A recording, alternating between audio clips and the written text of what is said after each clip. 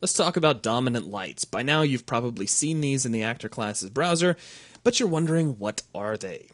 Well, when light mass was added to Unreal Engine 3, the entire idea behind lighting changed.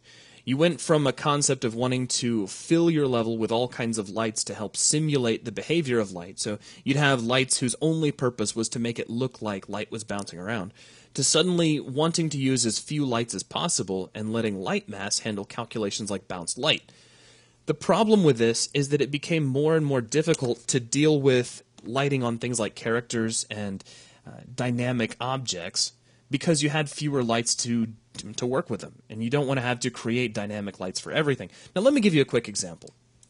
Here in this level, we have a setup which would have been pretty typical pre-light mass. We have a single directional light, and it's lighting through these static meshes, and we got a skeletal mesh here, and a mover that's just sliding back and forth. Now I'm going to play from here, and we'll just step on the mover and take a look at the lighting and shadowing on our character here. Now, this is the result of a light environment, and a light environment is a special calculation to make the lighting on a dynamic object feel more realistic.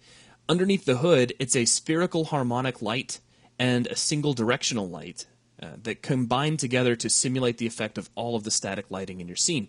They mimic dynamic lighting in a much more efficient manner than if you just had dynamic lights all over the place. The problem, though, is notice that there's practically no realistic shadowing. I mean, up here we've got these nice cables that are passing by, but we don't see any of those cables shadowing on the character, so the quality has really dropped. This is where dominant lights come in. A dominant light is kind of the best of both worlds.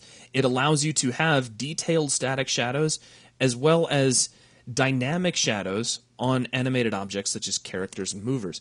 So I've got the exact same setup, but using a dominant light instead of just a regular directional light. And we'll go ahead and close that. And if we look up, here's our directional light. Now, it was added in the same way that you would add any other kind of light. All we did was go to the actor class's browser, and underneath directional light, you'll see dominant directional light. And let's just fire the level up. In fact, you can already see a little bit of the result. Choose Play in Editor. Now check out the shadowing. We're getting this really great shadowing not only on the character, but also on the mover itself and on the little first-person weapon that we're holding down here in the corner of the screen. Overall, a much more realistic result, but we're still reaping the benefit of these great static shadows from light mass. So, again, it's just the best of both worlds, and this is kind of the state of the art. This is where your lighting systems should generally be going with your levels. Start off with a dominant light, and then you'll just add some regular lights there if you need artistic control over a certain area. Say maybe if we had something over here in the corner that was supposed to be lit up.